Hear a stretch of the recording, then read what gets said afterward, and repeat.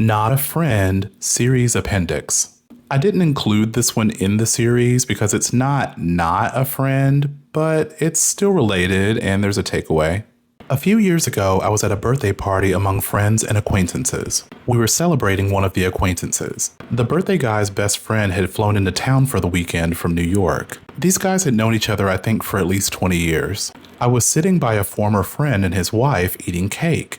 At one point, the birthday guy and his best friend made a couple of jokes to each other that made everyone in the living room laugh. My former friend's wife found their exchange endearing. She looked at me and my former friend, smiled, and commented, "That's just like best friends," referring to me and him. He replied, "No, honey, that's just like best friends," pointing to himself and her. She slowly nodded, and then she looked at me to see if I was going to respond, and I looked back at her to see if she was going to respond.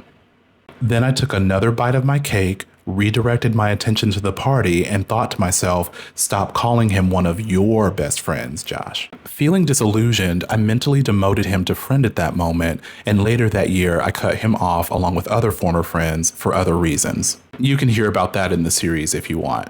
Some people, like myself, consider a spouse and a best friend to be different people, while others consider a spouse and a best friend to be the same person.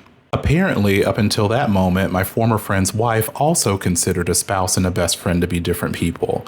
That's why she made her comment. But when she looked at me, I was thinking, what do I look like saying anything contrary to them calling each other best friends? He would have checked me real quick. But I also realized she wasn't going to say anything either, because what does she look like saying anything contrary to that?